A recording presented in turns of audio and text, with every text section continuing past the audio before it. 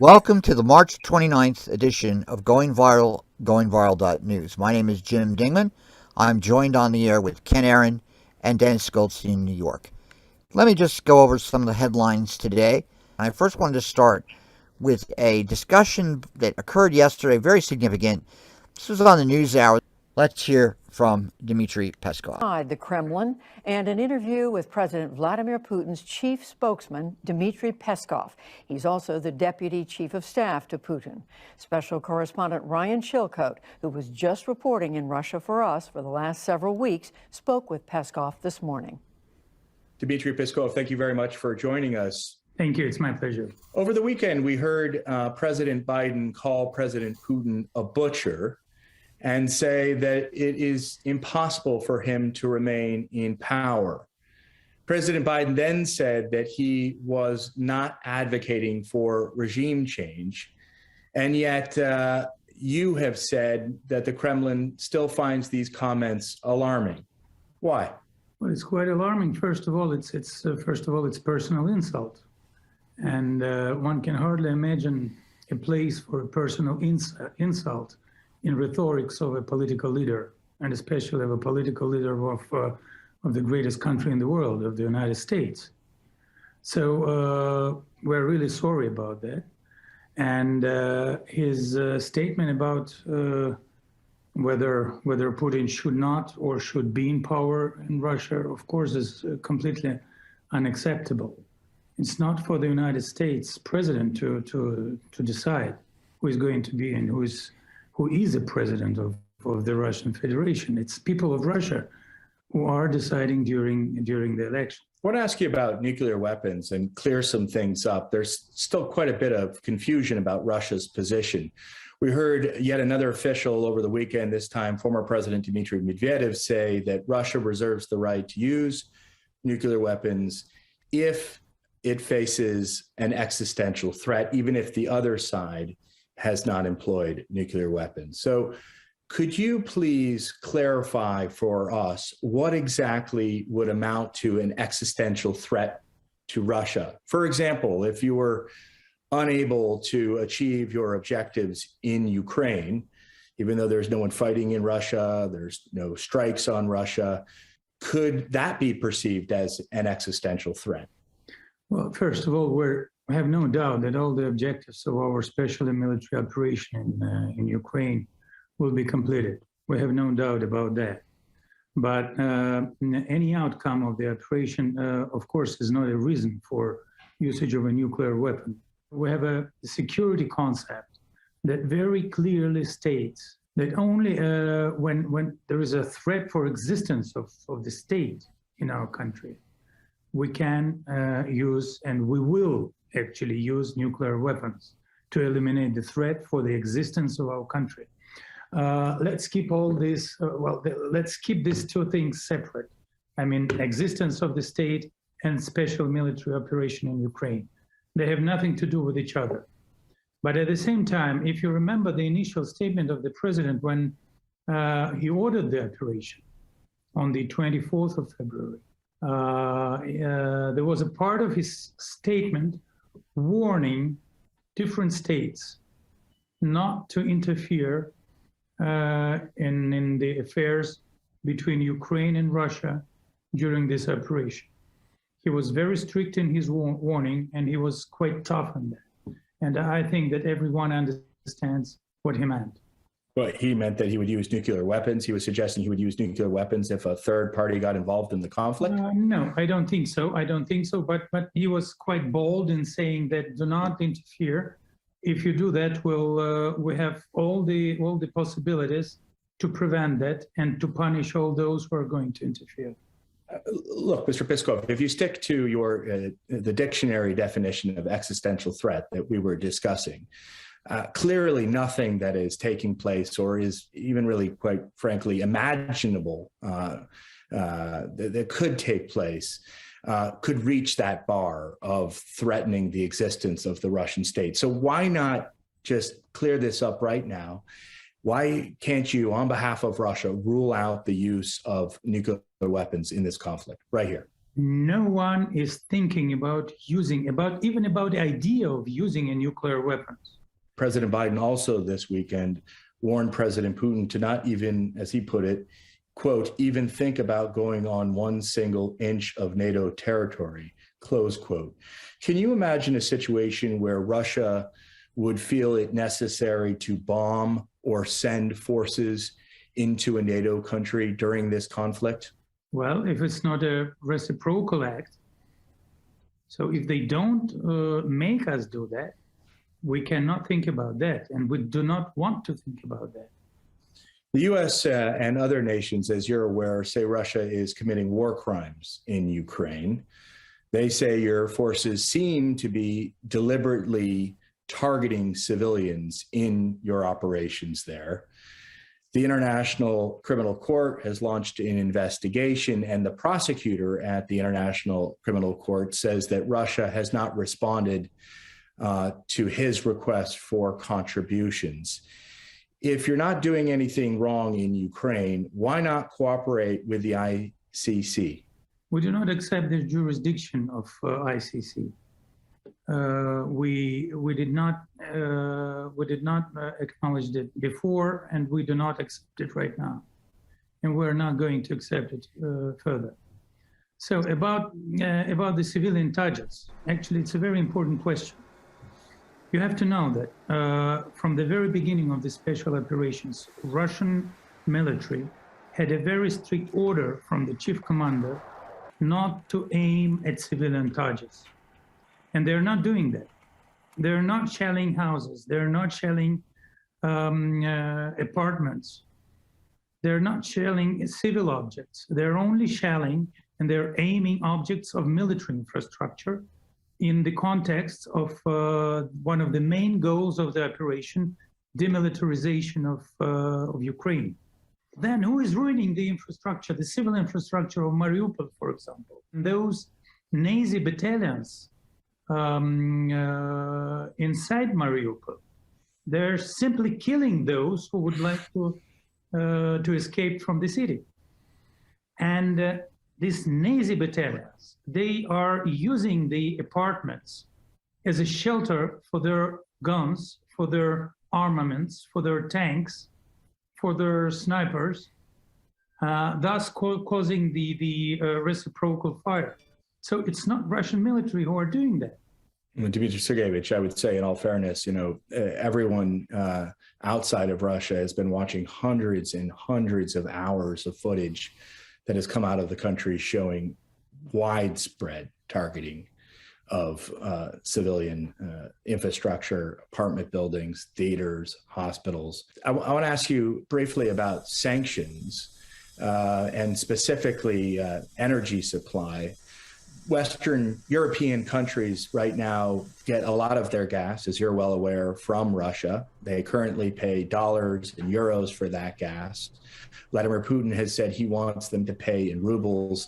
So it looks like we have a stalemate here. Will Russia churn off the tap? Will it cut off its gas exports to Europe if those countries refuse to pay for that gas in rubles? I don't know what is going to happen when they reject this possibility. So as soon as we have the final decision, we'll look what can be done. But definitely, we're not going to make a charity out of that and to send gas free of charge to Western Europe. It's kind of a binary thing, right? It sounds like President Putin is insisting he gets paid in rubles. They're insisting they will not pay in rubles. So my question simply is, are you going to turn off the gas? Well, it depends. No payment, no gas. How concerned are you, Mr. Peskov, that some of your best clients, your best customers for European gas, Germany, a number of European countries are now turning their backs on Russia and Russian gas? Doesn't that give you a pause about the future of Russia's economy? Well, this is what we wouldn't want to see, actually, in our reality. But we have to adapt ourselves to new conditions. And unfortunately, those conditions, they're quite unfriendly, and they are enemy-like for us. We entered the phase of a total war And we in Russia, we feel ourselves amongst the war, because Western European countries, United States, Canada, Australia, they're leading war against us in trade and economy, in seizing our properties, in seizing our funds, in blocking our financial relations. And we have to adapt ourselves to new reality. You have to understand Russia. You have to understand Russia. What was the reason of starting the operation? For a couple of decades, we were telling the collective West that we are afraid of your NATO's moving eastwards. We do afraid of NATO's getting closer to our borders with its military infrastructure. Please take care of that. Don't push us into the corner. No. Then we said, listen, guys, we are not happy with this coup in Ukraine. And you have guarantees by Poland, by France, and by Germany. You would probably remember the document with the signatures of the relevant foreign ministers. No reaction. Then we said, listen, guys, we're not happy with the possibility of Ukraine's getting into NATO, because it will endanger us additionally, and it will ruin the balance of mutual deterrence in Europe. No reaction. Then we said, listen, guys, we want equal relationship. We want to take into account each other's concerns. If you don't into account our concerns, then we will be a little bit nervous. No reaction completely. There are so many more NATO forces now closer to Russia than they ever were as a result of this conflict. Do you feel like in your efforts to address your concerns, you've made the situation worse? Well, the situation is quite concerning. You're right. You're right. But we're wise enough to understand that previously, prior to the operation, NATO was doing the same, but with a smile on its face and gradually. We're deeply convinced that NATO machine is not a machine of cooperation and is not a machine of security. It's a machine of confrontation. Dmitry Peskov, thank you very much for your time. All right, so that was Dmitry Peskov on the NewsHour yesterday. You're listening to Going Viral, GoingViral.news. My name is Jim Dingeman, and that was him more or less stating in a pretty straightforward way of what happened, what they were thinking about in terms of their reaction to the whole situation. And again, I found that very interesting to listen to. Now let's just listen to another piece. This is from today. This is about the negotiations that are going on in Istanbul between the various sides. This is talking about the situation vis-a-vis Russia and the Ukraine and the Turkish government hosting these negotiations inside Turkey itself. We'll play about 6 to 7 minutes of it. 5 weeks of war. Turkey's president says now's the time for concrete results and a ceasefire. The Ukrainian delegation wants to see peace nationwide before any final agreement can be considered. Ukraine's also offering to declare its neutrality in return for security guarantees, and to discuss the status of the annexed region of Crimea over the next 15 years. But Ukraine's leadership insists territorial integrity and sovereignty are not up for discussion. The president of Ukraine gave clear instructions to a delegation. We do not trade people, land or sovereignty. This is not a subject for negotiation. Here our position is reinforced, concrete, supplied by international law and Ukraine's armed forces, international sanctions that have been applied against Russia, and weapons that have been handed over to us to deter the aggressor. Russia's military says it will reduce activity around Kyiv and Chernihiv. Some of the Kremlin's demands include recognizing Crimea as Russian and the Donbass region as independent. Rasul Sardar has more from the talks in Istanbul. As the new round of peace talks between Russian and Ukrainian delegations continues in Istanbul, serious disagreements remain between the negotiating parties here. Ukrainian side is insisting on international security guarantees and an immediate ceasefire to resolve the urgent humanitarian problems. However, the Russian side has tougher conditions. Russia is asking Ukraine officially to announce its neutrality, which means Ukraine not to pursue the goal of being a NATO member. Russia is also asking Ukraine to demilitarize itself, and the officials here, they said that Ukraine has shown to a certain extent willingness to make compromises on these two demands. Another demand from Russia is the denazification of Ukraine, but the official says that it's very much an ambiguous term, an uncertain term, and it is not clear what Russia means by denazifying the Ukraine. However, the most delicate issue here is the territorial integrity of Ukraine, because Russia is asking Kiev also to officially accept Crimea, which was annexed by Russia in 2014 as part of Russia,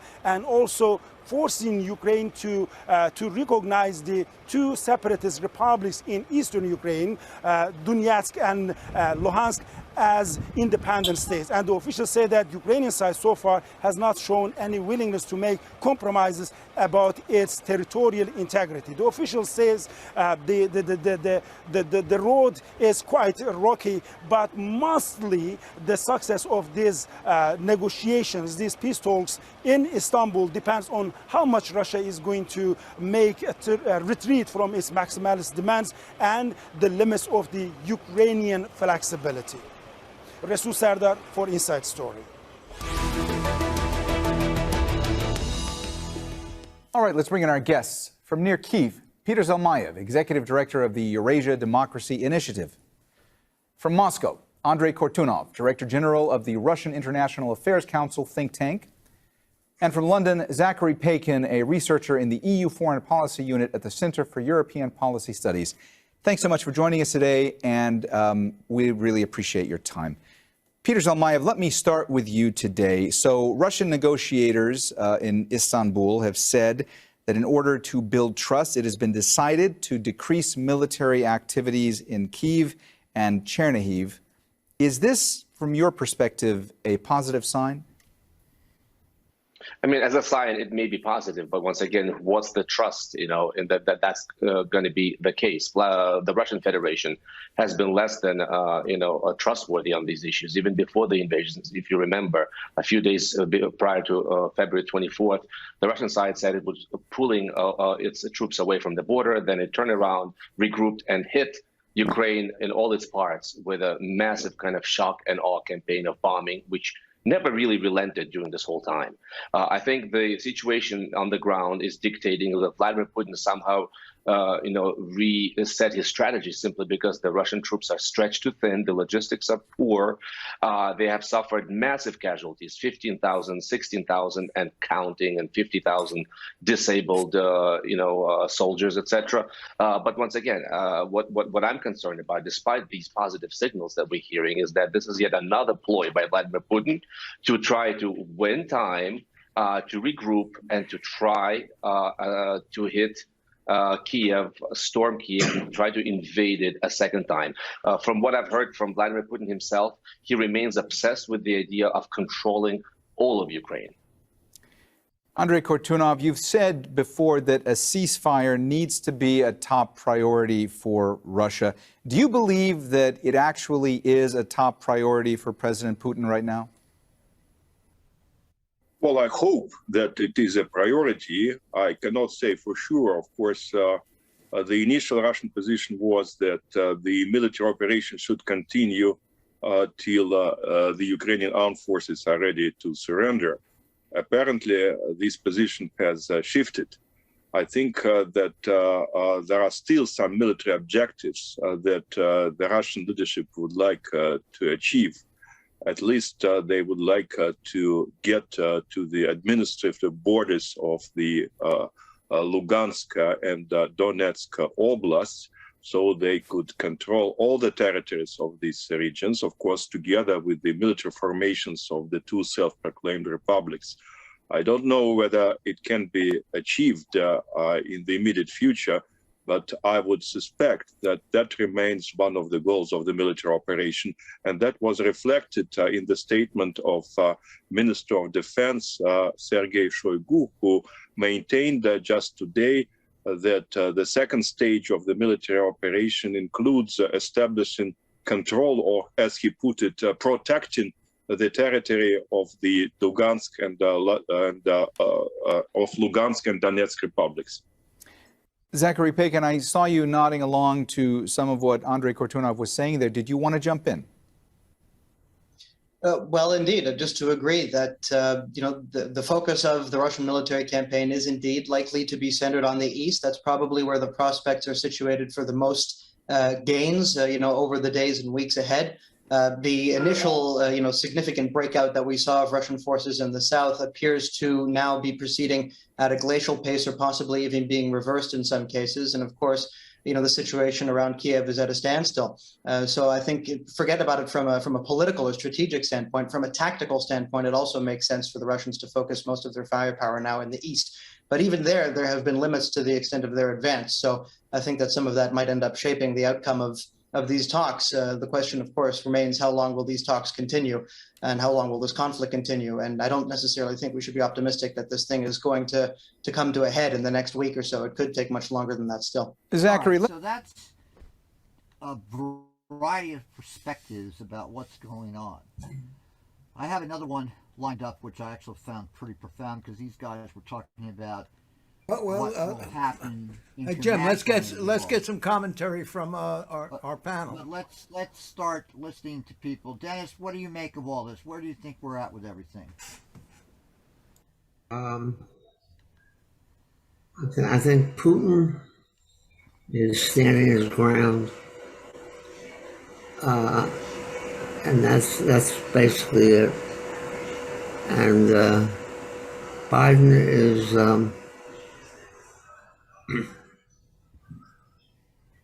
I don't know what Biden is doing exactly.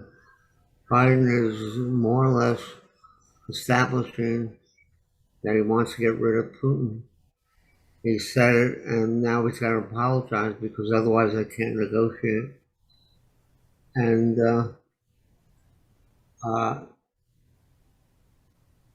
they're going back and forth and establishing each other. What's happening is that the United States is finding that Russia is a tougher customer than they thought. I mean, not just militarily, but politically. And there are many countries that support the Russians, and we're in a new era where the United States unilateral Americanism internationally is going away. That's what Michael Hudson says. And Richard Wolff says that the United States, the end of the empire is here, and it's gradually what we're seeing is the United States losing power, basically. And that's really the problem we have here. The United States really has competition out there, which it didn't have before. And we'll see how it goes. I'll leave it at that. All right, thank you, Dennis. And what do you think, Frank? Well, I sort of predicted that it would be the demise of the United States within about 5 years. It would have been somewhat inevitable.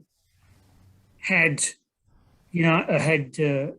Putin worked with Xi Jinping, and on the understanding that that China was a senior partner, but they jumped the gun with this fiasco, which is not working well. I mean, I got that impression from Peskov that everything's going fine for the special military operation, but they're, then the next phrase he's talking about there are deep concerns. So he's sort of contradicting himself. So obviously there are there's a lot of division, possibly, given the fact that Putin's been firing people left and right. And on the other hand, you've got the ruble being restabilized, but apparently that means he's got less money to spend on the army, but the army is being systematically trashed. What's going on in the north around Kiev is, as they say, it's they're consolidating. What they're doing probably is going into strong point defense, withdrawing near to their supply hubs, in the hope that at some point those supply hubs can be restocked and they can go not necessarily back on the offensive, but certainly to continue plastering whatever's in front of them with artillery strikes. And what that will be civilian, but also any efforts by the Ukrainians to mop them up. Where the Russians are strong is in that kind of defense, but they haven't got the bodies really to do that well. So the tighter they get, the harder they are to crack. But at the moment, they're probably pretty porous. It's up to the Ukrainians to exploit this moment. If they don't do it right now, they're wrong. If they're wanting to avoid casualties on their side, they're wrong. They need to actually do something with this advantageous situation they got up in the north. Now, as far as down in Mariupol, from the video I've seen, it's clear that they're starting to introduce people like Chechens, and you've got the separatists in there, and you've got possibly, this is where the Syrians might be introduced. So, but they're still holding, even though it's somewhat similar to the Panjshir Valley back with, I was expecting that to hold out for a long time. It didn't. Once they took the admin building, and the Russians have taken the admin building. So don't know about how long they've got. There's some ridiculous propaganda. I mean, absurd propaganda. The theater that was bombed. You've got a footage of a report. Well, I don't know if he was a reporter, but a soldier on the ground saying, "Well, clearly this was a detonation by the Azov battalion inside the building." Well, if you look at what happened, the footage of it, you can see that it imploded and the walls blew out. If that could not happen from a bomb from inside. I mean, the roof would be outside. The roof caved in, which would clearly indicate that it was a bomb.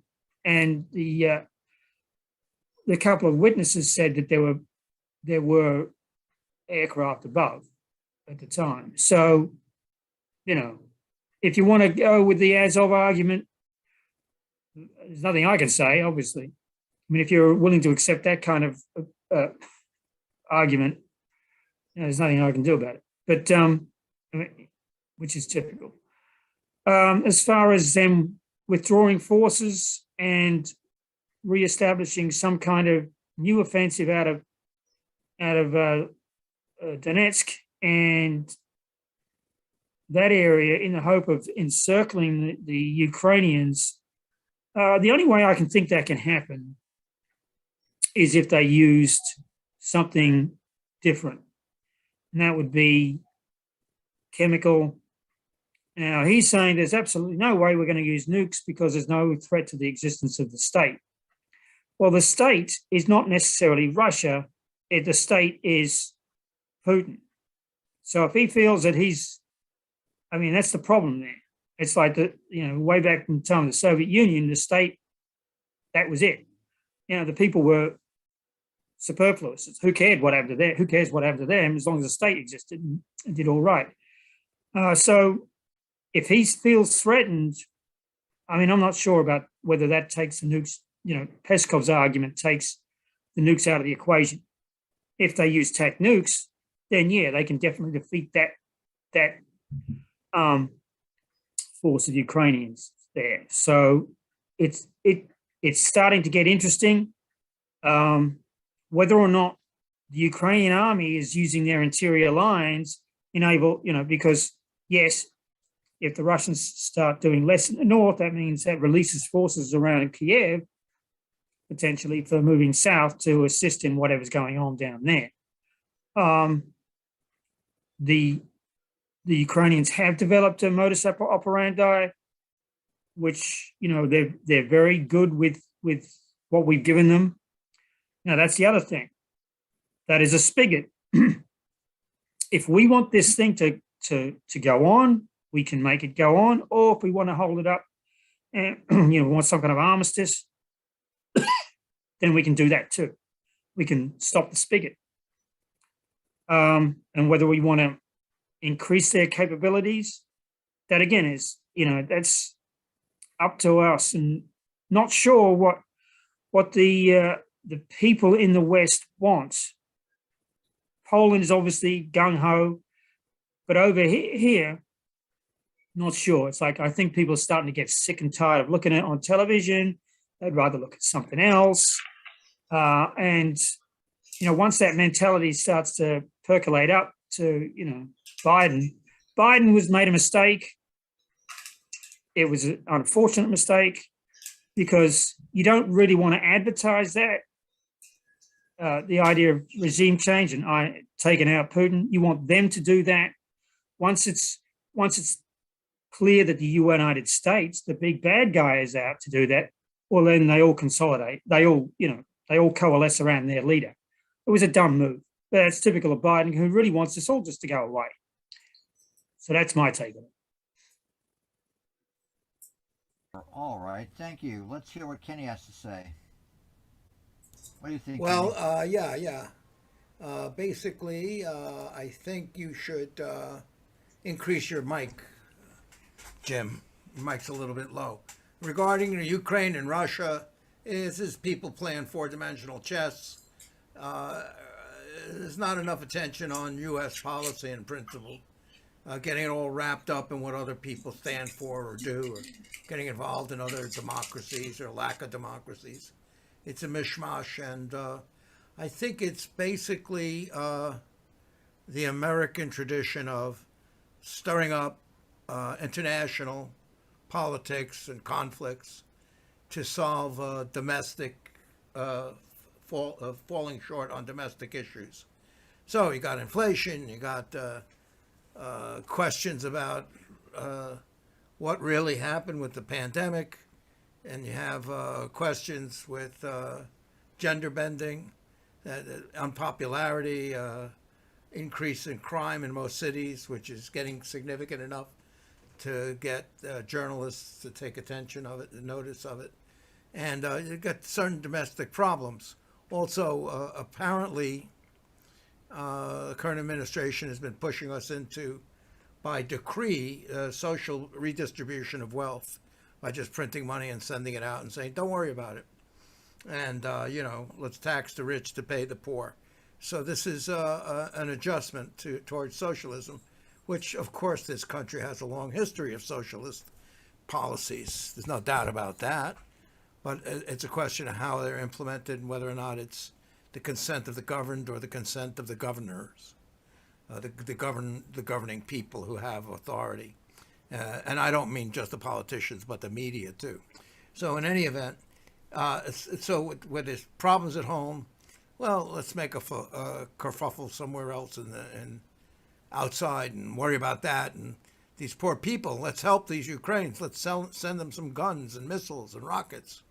This is going to help, get them. Let's help them in the fight to knock out the big bully. Very traditional stuff and kind of ridiculous. So, I don't see this administration doing anything to handle actual international policies that they're not addressing, like immigration, aid, alliances, trade. What do they call that thing? When you can't get stuff shipped. I forget. Delay in the delivery lines, consumption, outsourcing of production, dependency of natural materials, which turn out to be essential in terms of modern technology. So becoming dependent upon certain countries because of they've become a resource for lithium or some other cobalt or whatever, and not having a policy internationally to foster civilized links between different countries so that they develop in a cooperative, harmonious integration as opposed to a competitive fighting with each other. So, not looking at somehow selling that idea or being well known for doing that, for assisting other countries to move forward into forget about democracy. Forget about democracy for just a minute, please. Stop talking about democracy. Civilization, a place where people can eat and sleep and get married and have kids, have a business, get educated, go on vacation, study, learn, help other people, become healthier, exercise, and engage in the arts. A society.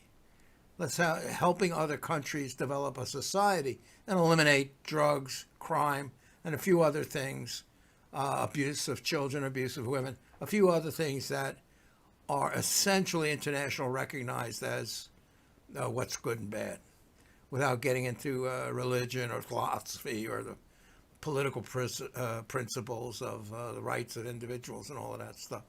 But we're not doing that. We're just, aiding this guy in that fight and aiding that guy in this fight and hindering this guy and setting up sanctions of people who don't follow our orders. So, I just think I think that all dissolved back down to getting elected and having influence and control over the economy in this country and bribing people who are going to support you financially, like investors, Chinese people, or allowing people to come over here and buy our, in this country's resources with capital they've gained by our allowing them to market to us.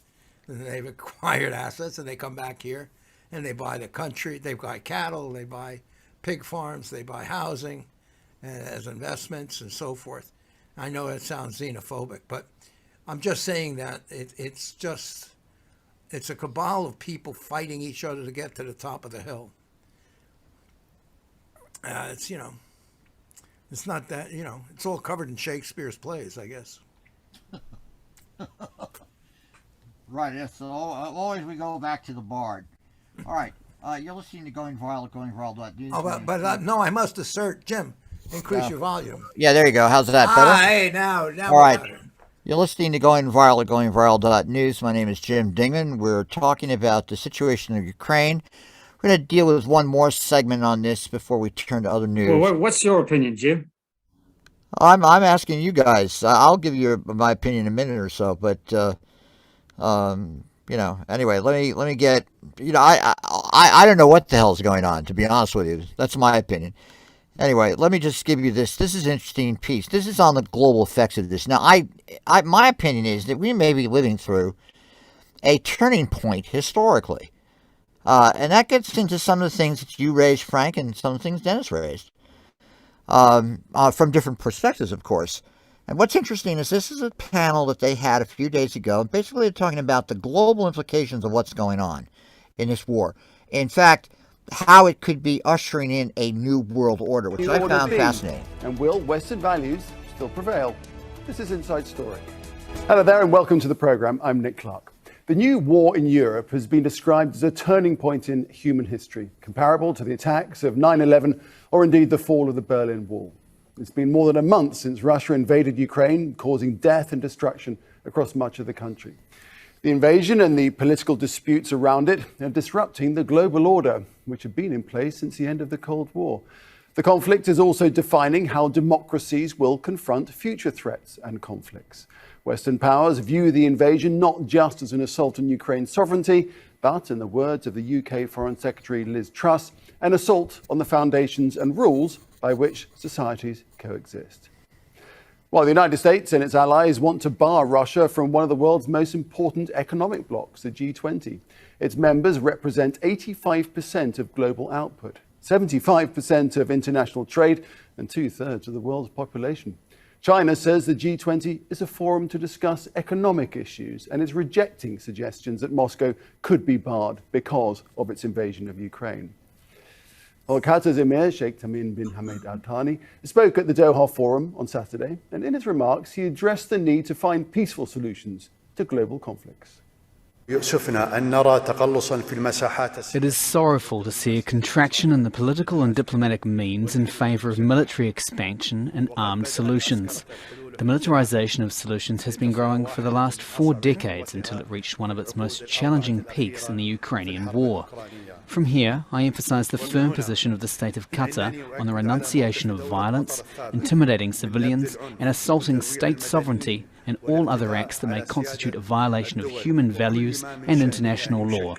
We stand in solidarity with millions of innocent people and refugees who've been victimised by this unjust war and geopolitical calculations. As for China, well, it could stand to win further influence and economic dominance while the West maintains its pressure on Russia. For now, Beijing seems to be backing diplomatic efforts. The Chinese Foreign Ministry says Ukraine has asked for help in finding a peaceful solution. Meanwhile, Beijing's economy is being hurt by rising commodity prices as a result of the war. Hey guys, go check out Artlist's new plan now. It's monthly, it's affordable, and it's...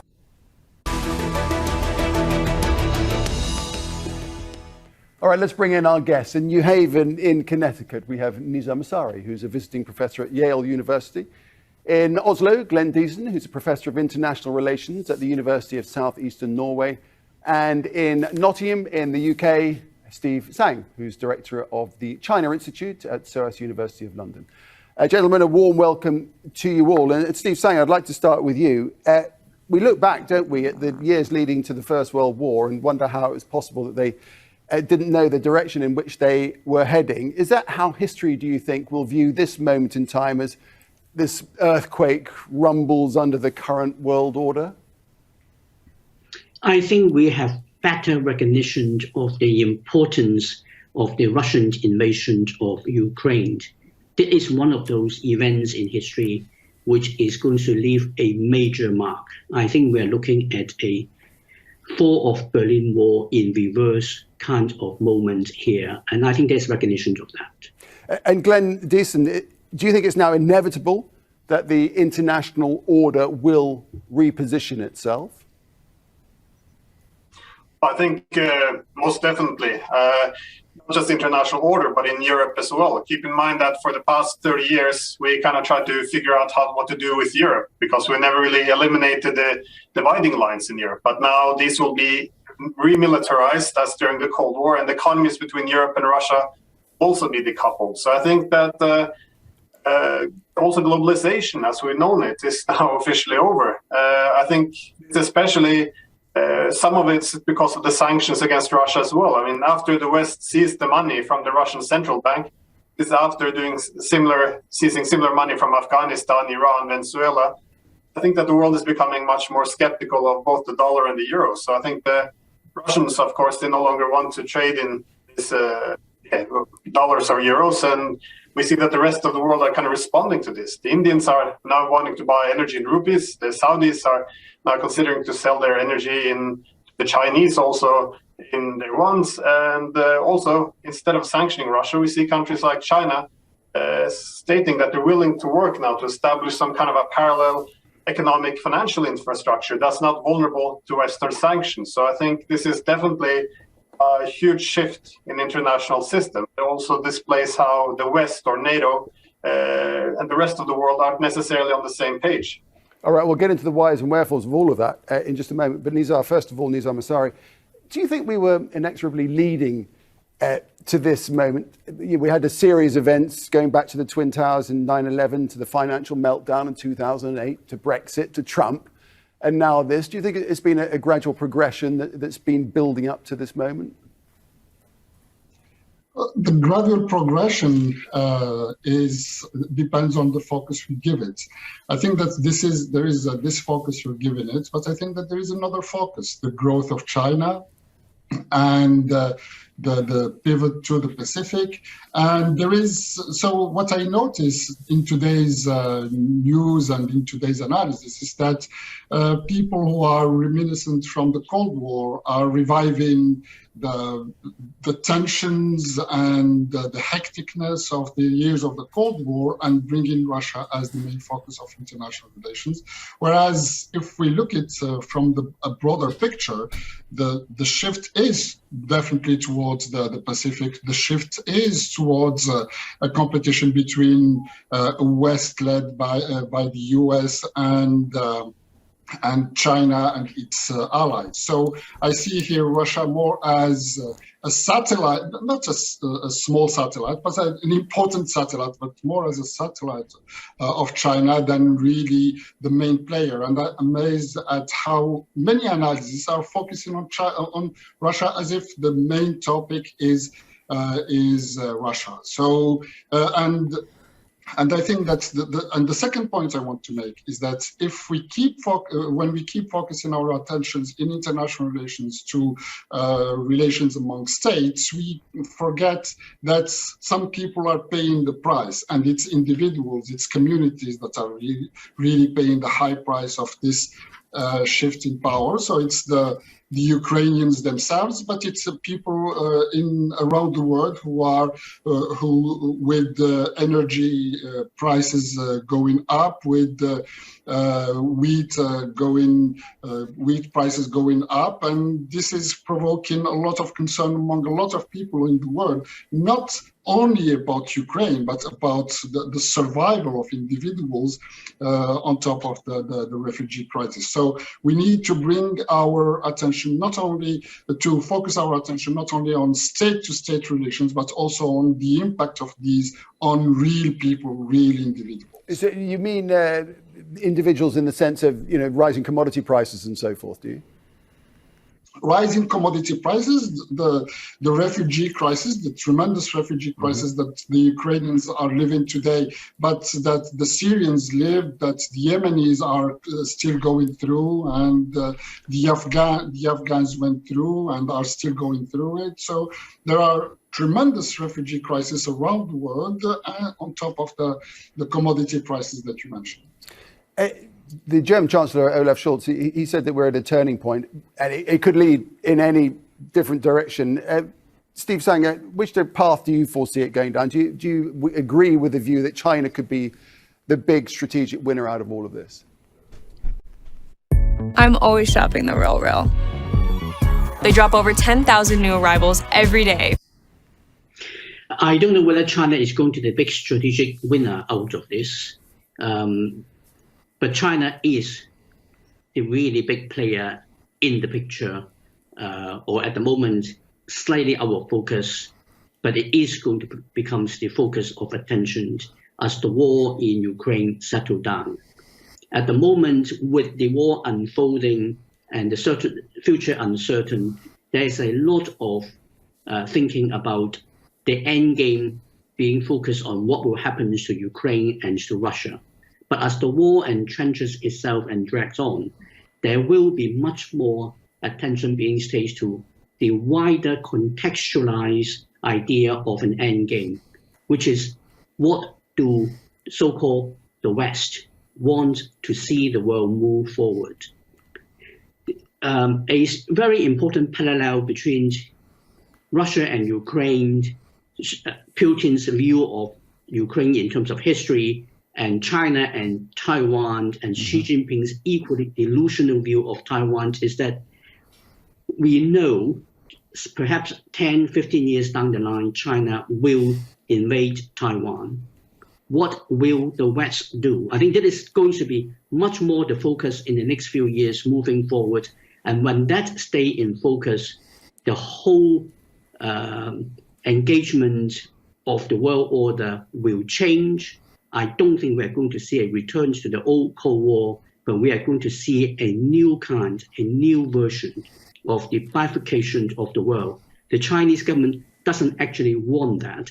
And that's why I start off by saying I'm not really sure the Chinese end up being the winner. Right. All right. So that's an interesting series of perspectives about the global impact of this.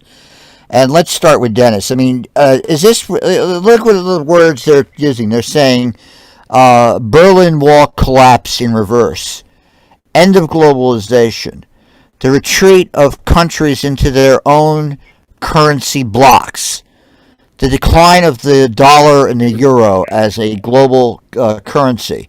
What do you make of all that, Dennis? I agree with you, what you said. What I make of it is we have a change in the landscape internationally, and it's happened faster than we thought.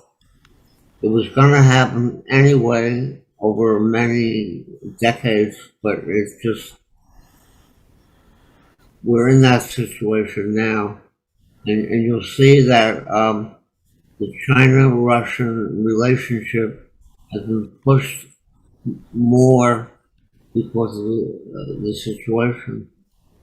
And we now have rivals that are formidable. And that's what's happened. And we just have to look and see as events happen, we have to look and see. The people I would listen to, Richard Wolff and Michael Hudson, those are the people I would listen to, and similar people to them. Alex sent out a video with both Richard Wolff and Michael Hudson on it, and they make a lot of sense to me. And I sent out something, Popular Resistance, from today, and they say the same thing in the first two articles. And the United States power is now being shared, and Russia and China are the countries that are formidable, despite what Biden is saying, and despite the fact that the United States military-industrial complex is getting what it wants. It wants to be able to sell its products to the EU countries to defend themselves against Russia, and it's happening. But it's a new. I would say it's like George Bush said once upon a time. George Bush the first said, "We have a new world order." I would say that we have a new world order, and that we have to pay close attention. I'll leave it at that. All right, Frank, what's your response? Okay, well, you see, what's happened wasn't supposed to happen, right? As we know, this was supposed to be over in 72 hours, and it wasn't. Had it been over in 72 hours, then the New World Order would have been on track, no question about it, because the relationship between Russia and China is that Russia was the senior military player. They were the ones that, you followed their lead because they're the ones with that knowledge base that the Chinese, under Xi Jinping, sort of conceded that they didn't have. That's why they did exercises together and, Zapad 18 and all this. But what has happened has been a catastrophe in terms of image, in terms of optics. This is a joke. And people say, oh, they've got a massive number of vehicles still that they can still use, 3,000 tanks. The problem is that the tanks are in mothballs, and there's only a small percentage of them that have been upgraded and modified to be able to do this kind of modern war, okay, this 21st century warfare. Not the stuff that they've got in parked there from the Soviet Union. It's expensive. to modify, but it's not as expensive as buying a new tank. Now, they are buying new tanks, but only in handfuls. So what's happened is that they've lost an awful lot of these new tanks, and they're not viable on the battlefield. Worse than that, with drones and NLAWs and javelins, it's quite clear that this methodology is no longer able to be, the advertising tool that that China bought into. Okay, so they've lost face massively. Now, I would have said, had they waited a few years and accepted that China was the senior partner in every respect, to include militarily, it would have been game over for us in around about 2026, 2027. It would have been game over. We couldn't handle a two-front thing, and it's quite possible that there would have been Chinese equipment, at the very least, assisting the Russians in their campaign in Ukraine or wherever they wanted to go. We would have been just overwhelmed. This has been a reprieve. It's a reprieve for us, and it allows us, actually, once it's over, to really refocus on the Pacific. And everybody in the Pacific is sort of relieved too, because clearly this doesn't work, what the Russians have been doing. And so Taiwan is saying, okay, there's no way you can do an amphibious landing. Look what's happening in front of Odessa. They're looking at Odessa. They're firing caliber missiles. That's all they're doing. And they lost two ships. Unbelievable. Unbelievable from the point of view of if you're an advocate of amphibious landings, this is a catastrophe. Okay. Now, the other thing about Putin, and this is where I'm going off, bit off the deep end. Okay. I looked at what he was doing with the long table, and then sitting there with the Security Council all out there in a row. Okay. There is an immaturity about this. It is not like Xi Jinping doing the standing committee, the whole communist thing going all the way back to Marx. That's a mature way of governing. What Putin's doing, and I saw it with my own eyes when I was watching Thunderball. Okay? Thunderball is what he's about. He thinks he's number one in Interpol. I mean, not Interpol, Spectre. Sorry, Spectre. He thinks he's number one. Everything he's doing is mimicking that. It's almost like he's laughing at everybody because he's number one. He thinks he's the nemesis of James Bond. And he was acting like this all through this bare-chested drivel, that we're watching. And here you have this guy. They're all sitting there. I mean, if you watch Thunderball, they've got the boat. They've got the boats. Yachts. This mentality is extremely immature, but he's the one who's dictating what happens. Okay, this guy has done something. Putin has done something so goofy, and now he's up to his eyeballs with it. And Xi Jinping's looking over his shoulder and saying, "This is not a good look for me." Him, Xi Jinping. He's going to got his presidential thing coming up. This is an unmitigated disaster for the two of them. Now, they're pulling out all the stops, and they're trying to recover from this. And India doesn't know which way to go because their army is basically Russian. It's all Russian equipment. And they don't know what to do. This stuff is junk. It doesn't work. It's like, what can they do? And you've got, quite clearly, their military, I suspect, is extremely corrupt and working with Russia to buy this crap. And now they're stuck with the S-400. So this new world order that was supposed to happen, which was, to me, was inevitable. It was definitely it was coming down the pike, and there was nothing we could do about it. Now we got a reprieve. We got an extra at least 5 to 10 years before China can. They have to rethink militarily everything that they had presumptions about. Okay, everything they thought was this is doable because the Russians were leading the way. They're the ones with all this military science crap that backs it up. Well, it just failed. They just failed. So China doesn't know what way to go. They've got to reinvent the wheel for land forces, and they're not sure about what they're going to do at sea. I mean, against the US Navy. I mean, they were kind of somewhat confident they can handle it.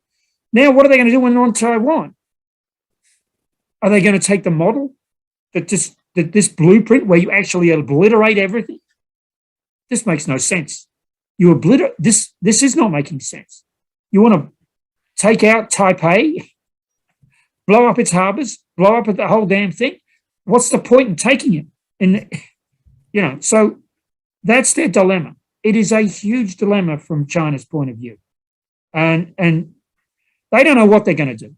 So we're lucky. We've got a proxy army. We've got the Ukrainians fighting for us. If we wimp out and don't supply them with the stuff that they need, and we might, because we're wimpy. When we go wimpy, we went wimpy on the Vietnamese. So, oh my God, we wimped out on them. We wimped out in Afghanistan. We can still wimp out. We've always got that capacity to do that. Run away. If we don't, though, and we keep them up there, it's like they're on the ropes. The Russians are on the ropes. And we give them extra stuff, just sneak it in there. I mean, that could be electronics, SIGINT, and all that good stuff. And put in some sneaky stuff. It's all over for the Russians. And the Chinese are like, flummoxed.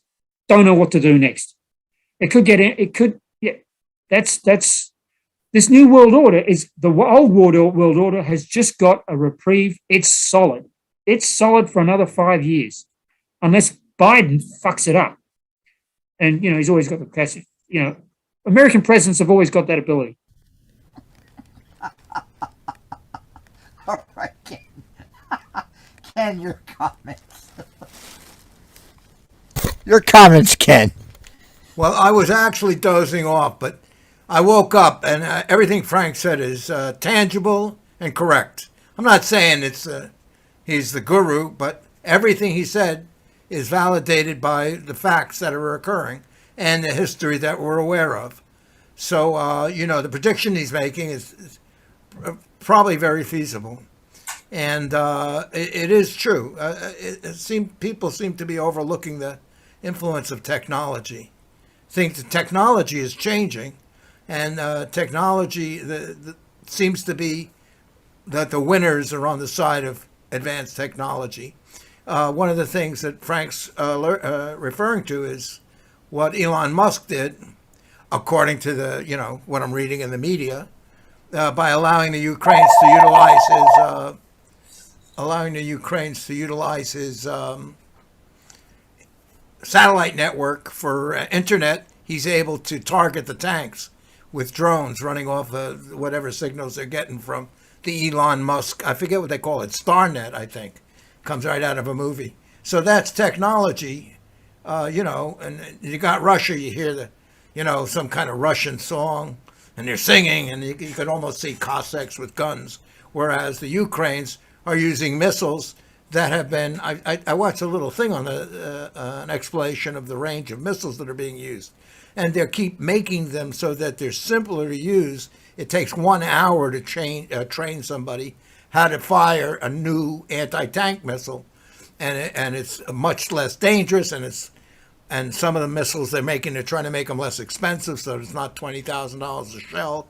But I mean, it's technology that's having a big influence, and it's technology, the internet, transport, agricultural advances that are having the big effect on the planet.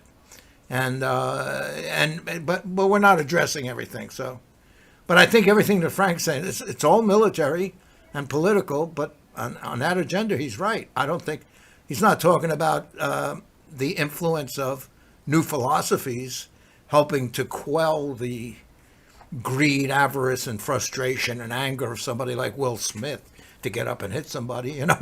He's not talking about psychology, but he's talking about on the ground reality and facts. And I think it's actually I don't want to say absolutely correct, but he's very close to the absolute, he's correct.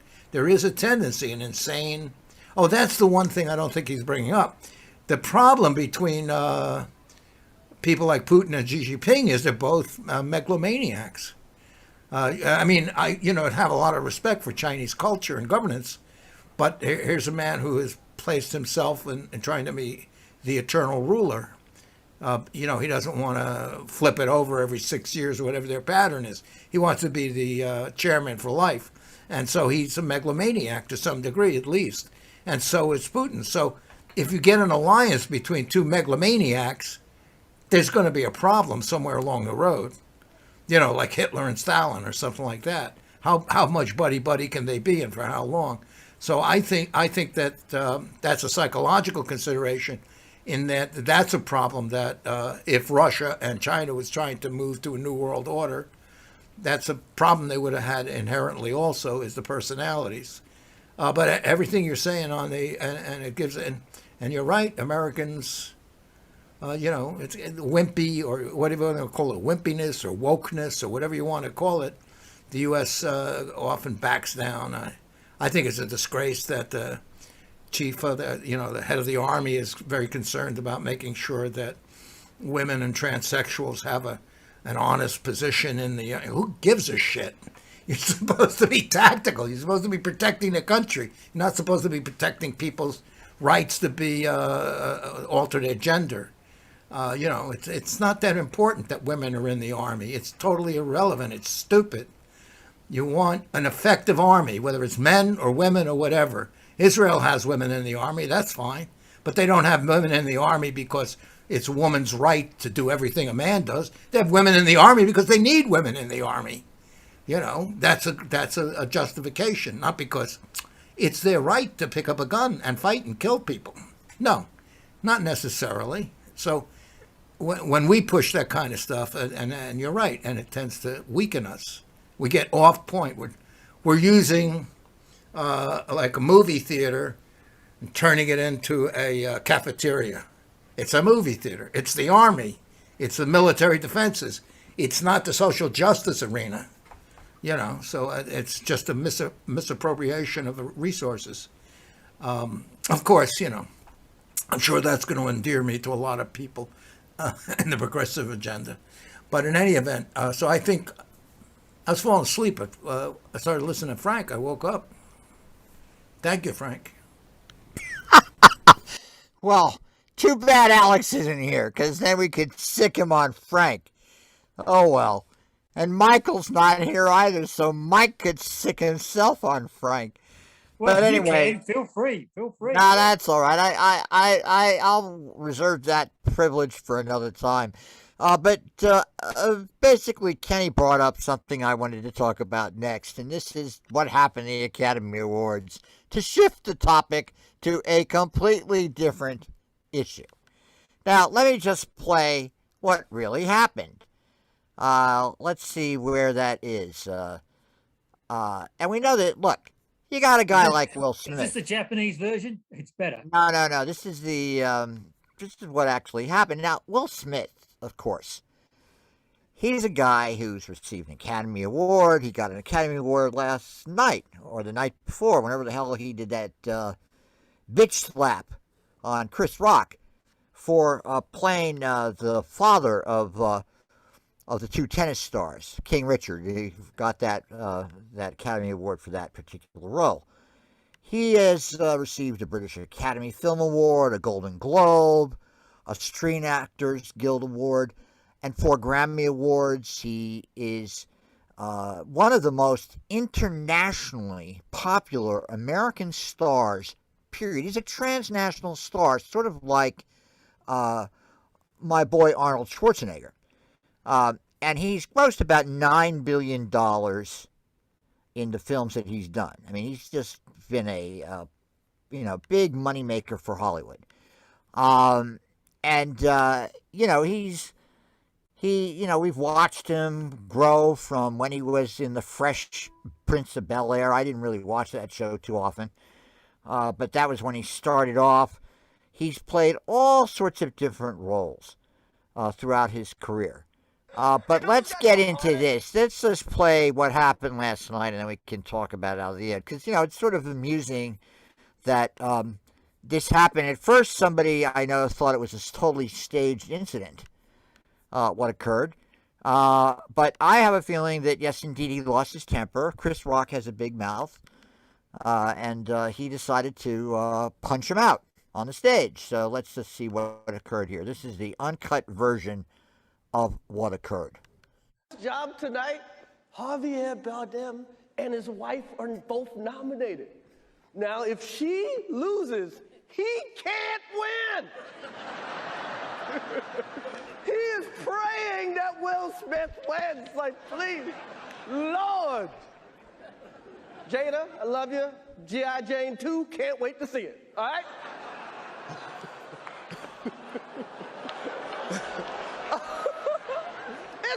That was a nice one. Okay. I'm out here. Richard. Oh, wow. Wow. Will Smith just smacked the shit out of me.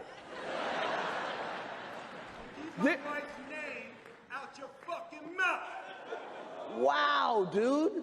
Yes. It was a G.I. Jane jump. Keep my wife's name out your fucking mouth. I'm going to, okay? Okay. That was a greatest night in the history of television. Okay. Okay. All right, so that's the unedited version of that. Now, they're just going bananas about that in Hollywood. It's actually quite entertaining because here you got a guy who basically acted probably like he really feels. I mean, I think that's partly what he really feels. He wanted to get up on stage and bitch slap Chris Rock. Let's miss words. Bitch slap is the proper terminology. And he did it. Now what do you make of all that? Is that just and now they're going to go nuts over this all week long. Now the Academy wants to investigate it. People are saying, he's acting Kareem Abdul-Jabbar basically chastised Will Smith because he said, you're just acting like the stereotypes that white folks think about us. To act like that on national television. You should have controlled yourself. So anyway, let me start with Kenny. Kenny, what do you think about all that? Oh, yeah. Okay, let me put you on the spot so we can pass this information on to your wife's enemies in Pacifica. Go on. Yeah, no. You could certainly. It's just celebrity drivel. I mean, forget about him. Did you see the clothes those women were wearing? And the hairdos and the this and the self-glorification and the self. We're the wonderful new people, and we're here, and it's all so good. I mean, it's just degraded. And then the poor people get. These people really need awards. After all, they do sometimes memorize at least 5 minutes of dialogue that they can say in front of a camera. I mean, it's so, the whole entertainment business is just rank with self-aggrandizement. Now, I'm not talking about real entertainment, which you see when you see performers do incredible things. Yeah, I mean, I'll just from the past, Shirley Bassey, or Ella Fitzgerald, or James Cagney, or something, entertaining, lifting up people's spirits, or giving them emotions. I'm not talking about that. I'm talking about all of this: the funky clothes, the nudity, the suggestiveness, the rankness of the way they're dancing and everything. I sound like an old fuddy-duddy. So this is, I don't care if it was staged or not. It's just not important. It's, this guy and that guy and his wife, and she has a disease, and who cares? You got the Ukraine, you got people starving, we have about, I would say, 500,000 people ready to storm over the border if we let go of a certain immigration thing, immigration rule that was put in by Trump, which is about to expire. We're going to get like 500,000 people coming into the country looking for help and aid and jobs. And it's going to have a big effect on this country. And we have things like this going on all over the world. We have a potential for nuclear disaster. We have Do you know, this is one of the biggest things that doesn't get discussed? All of the nuclear power plants around the world are located in a place where they can have access to water from the ocean or a lake or something. And supposedly with climate change, the sea levels are going to rise. We've already had incidents like this where plants have nearly shut down because of floods or weather conditions. This could make, and the bombs are already in place all around the country, in France and in other countries that are heavy with nuclear. They're sitting there and they're called nuclear reactors. And of course, yes, they're not going to go boom, but they can go boom with radiation, and what I call a real estate bomb. Who wants to live within 100 miles of a nuclear meltdown where you got radiation going on, like in Chernobyl? So all this stuff's going on, and I'm not saying I don't want to be somber about it or morose, but I mean, who cares? I mean, I'm not that devoid of activity in my own life or concern that I have to get that strung up on this. And I'm not like everybody else. I got my favorite performers and actors and everything, but this is just this is like kids at a party at hitting a piñata. Silly, point's All right. I don't care one way or the other. Who cares? All right. Nobody said anything or did anything, and so on, and so forth. The big news is that the Academy Awards has decided not to allow certain pictures to be entered for nomination or consideration unless they fulfill certain racial quotas. Okay? So you could have a film like Black Panther or whatever that movie was, or 50 other movies that have an entire African American or African cast, but you can't have one that has an entirely white cast because it doesn't meet the quotas that have been set by some guy who went to Harvard or Yale or so, maybe didn't graduate, but he's the head of the woke police, and he's going to decide what is equitable and what is the right kind of society and how many people you need of each gender or consideration and each racial background or I don't know what. He's going to decide what I say. He's going to decide what color crayons to put in the box. Otherwise, you can't have a box. So you can't have a picture submitted to the National Academy of Motion Picture Arts and Sciences unless it meets a quota.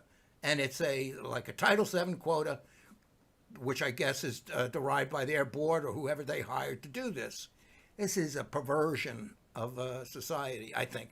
Maybe it's a good perversion, but I think it's a perversion. I don't think it's healthy to have something structured to make it be good. Think what would happen to Jim Dingeman if somebody said, "We're going to make you behave well." Come on. You don't want that. That's the news, and that news is not getting covered. All right. Let me just have a response musically to what you just said. All right, I'm going to respond musically to what you just said, and you'll get the drift of it. Okay? You'll get the drift of it. Let's hear this song that we all know all so well. Come gather round, people, wherever you roam, and admit that the waters around you have grown, and accept it that soon you'll be drenched to the bone. If your time to you is worth saving, then you better start swimming or you'll sink like a stone, or the times they are a-changing.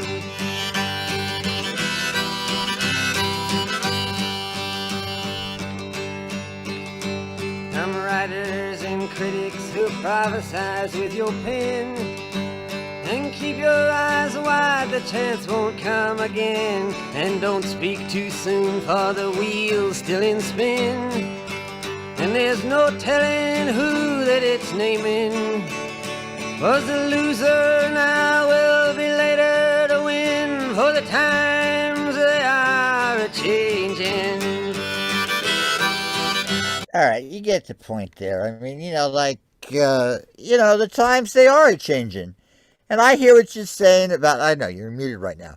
I know, but that's a white guy singing a song No, no, no. with a It's guitar, you know, and the cameraman is white. What the hell does he think he's getting away with? Yeah, but he's like someone who's been sort of imbibing blues, which is a very traditional American art form. He's appropriating. He's appropriating. He's appropriating. Well, yeah, that'd be one way all to that say shit. it, but I don't. So I don't. Course, well, anyway, of course, we have a multicultural. Anyway, look, I watch.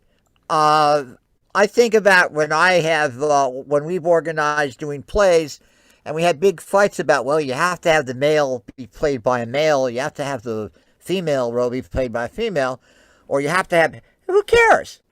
You're just talking about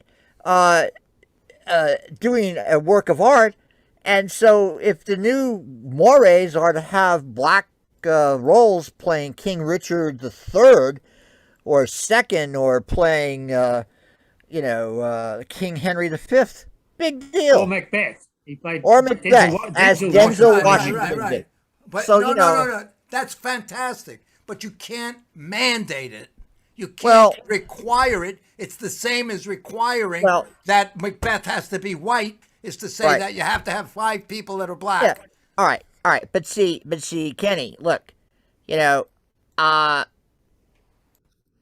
you listened to that woman talk about. You were there listening to her talk about how they produced the Daily and how they were doing it every day. We're talking about the woman, Rachel Quester, who we listened to on Sunday, and we listened to her talk about how they produce the most listened to podcast of news in the United States.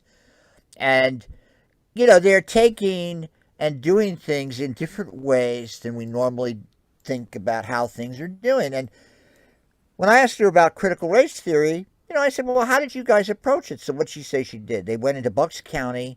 They listened to 30 hours of testimony at the county level, and then took the nuggets out of it and, created their 2 pieces on how people react to that. Now, I find it frankly absurd at this point in the 21st century that we're having a national debate on whether to include the discussion of slavery in the curriculum of the secondary school system of America. It's ridiculous. I mean, slavery was a fact of life, a reality of life. And so now we're responding to all these things that have basically been brought up again during the pandemic with the tragic killing of a man in Minnesota that was broadcast around the world and has triggered, again, the consciousness that all of us who are older grew up with. And you did too. You grew up listening to The Times They Are Changing, or maybe, I must admit, I wasn't a folk music maniac. I was an R&B maniac. So I like rhythm and blues more than I did Bob Dylan. But I must admit, I never ignored Bob Dylan. I always thought he was interesting to listen to. Let me bring Dennis in on this one. Dennis, what do you think about all this? You got on mute, Dennis. Got on mute. You got on mute, girl. You got on mute. There you go. I agree with Jim. Times they are changing. And it's everything from the dollar as a reserve currency. It's changing in the world. And it's the same thing. It's a George Floyd rebellion, I would call it. Really triggered something. And you can see on television, at least in the advertisements, that all of a sudden, there's every advertisement that I see, there's some black people in it and white people in it. And so the establishment in this country is going 2 ways. One is they're becoming more liberal, and 2 is they're becoming more fascistic. And that's what's happening. And the United States and Russia are sparring now. And Russia is being driven and China are being driven together by the United States.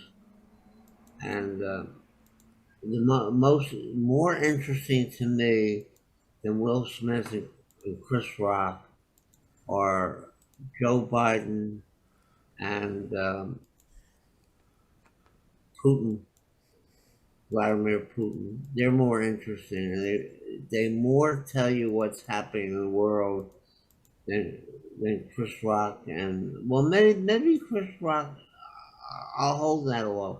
Maybe Chris Rock and Will Smith are telling you something else too, another perspective about what's happening. So I'll leave it at that, and we can discuss that up the road, please. Yeah, well, it's funny. I once saw Chris Rock. I was taken to a movie where Chris Rock becomes president of the United States, which I thought was hilarious. But anyway, Frank, what do you think? Now, Frank, do you agree with, basically, Kenny said, who gives a shit about Chris Rock and Will Smith having a little tussle on the stage at the Academy Awards? What do you think, man? I totally disagree. Sorry, Ken. Actually, that was a tragic moment, a very tragic moment, because, demographics are changing. And yes, the times are changing. Like you said, the winners become the losers and vice versa. It's the world turned upside down. And so, yeah, okay. This was a production put together by basically a black team, black American team. This was their showcasing of an event that, if you listen to Mike Jankowicz, he'll tell you that the demise of the Oscars started with the 10 Oscars that were awarded to Titanic. And I agree with him. It didn't deserve that. And that was, it was on a downward slide from then. But nevertheless, it is an institution. It is, and in many ways, it's like royalty, American royalty doing their thing. I mean, the entertainment industry is associated with America. I mean, from somebody who's come from Australia and England, that's the way you view America, is through that prism, and it's a big deal. It used to be a big deal. I mean, obviously, it hasn't done what it should have done. The production values have been bad, and it's a bit of a joke now. It was a joke before on Sunday night.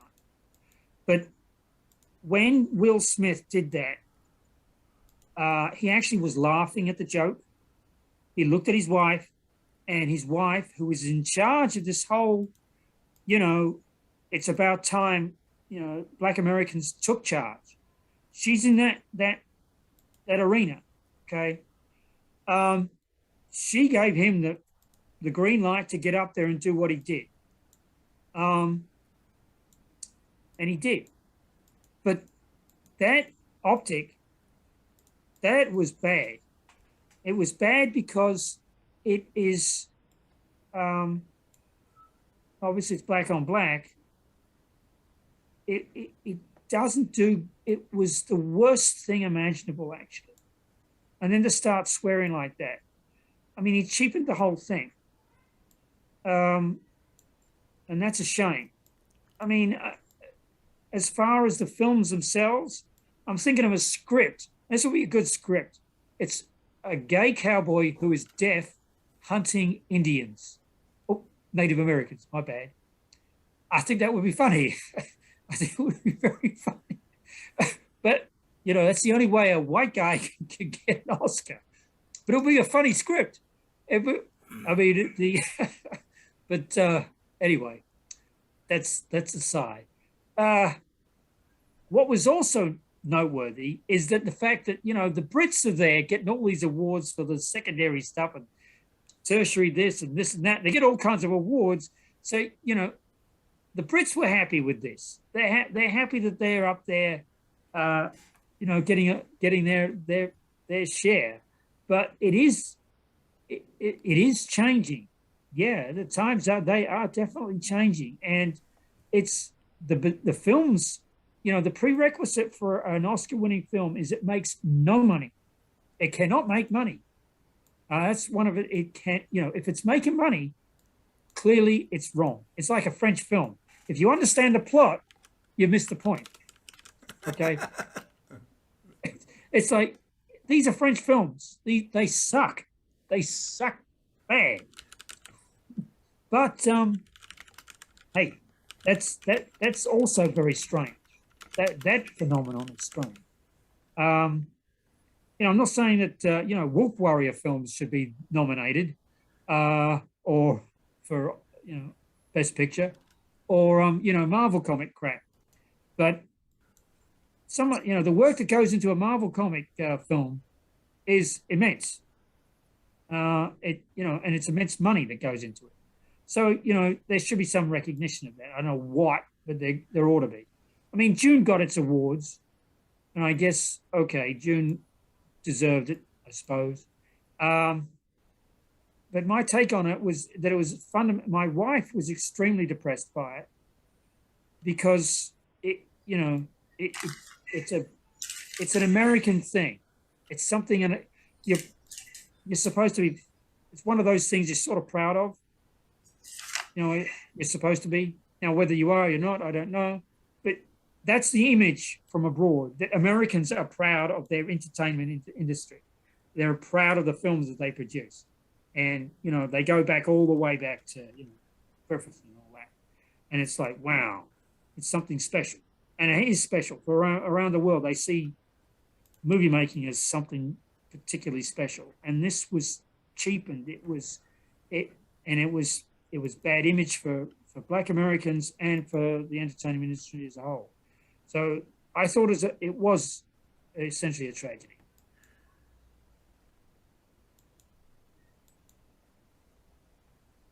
Okay. Yeah, I just reviewed this. Then I don't want to play this as Oscars pictures. Nominees must meet new diversity standards. Racism. It doesn't say Oscars must meet new levels of articulation, plot sanity, morality, purpose, entertainment, social standards. No, diversity standards. Well, look. Okay, no, that's fine. No. Well, wait. Private institution, they can do what they want. Kenny, years ago, they had a full-page story in the entertainment section of the New York Times. Yeah. About maybe 20 years ago. And the whole thing was precisely on this issue. Why were independent films being 86th? Why were films that had African-American directors? So I remember that was around the time that great satire of blacks in Hollywood was done. Who's that director? Who did it was a great comedy. It was done in the early 80s.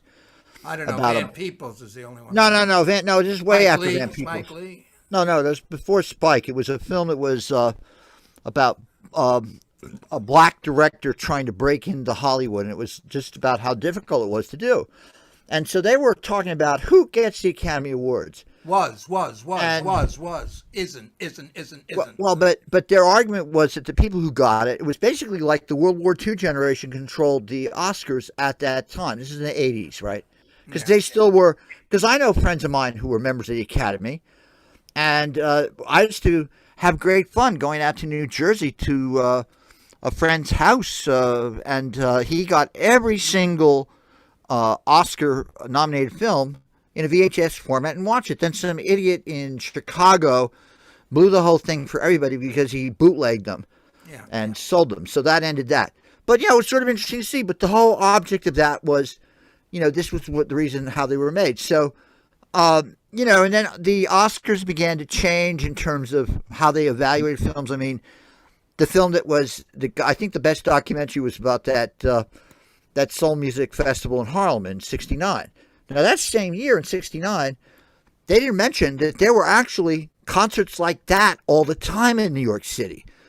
I saw Cheech and Chong. I saw the Sly and the Family Stone. I saw Santana on live in Central Park at the skating rink. They didn't mention that. Who knows if that was filmed the way this was? So there's all these things that happen at the same time that were, either ignored or valorized or whatnot. We're just going through an interesting time in the society. And yes, the demographic changes that everybody talked about, they're starting to obviously weigh heavily into politics of the country. They're going to be clearly very, very important in the next decade. And look at what's going on as a result of that. We're in the midst of confronting these, basically 20 years of failed foreign policy.